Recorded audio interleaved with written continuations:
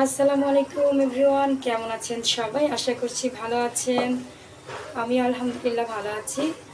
এই যে রান্না করছি, এখানে রান্না করছি হচ্ছে খাসির মাংস।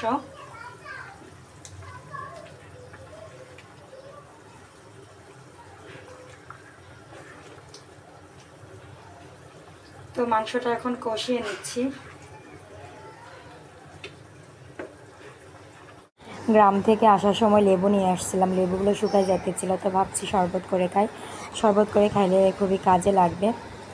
তো এই যে শরবত বানাচ্ছি এখন। লেবুর শরবত খেতে কিন্তু খুবই ভালো লাগে, তো আমি সময় পাই না এগুলো করার, তাই করে খাওয়াও হয় না। এখন চিনি দিয়ে দিচ্ছি, আর লেবুর শরবতে কিন্তু অনেক চিনি লাগে।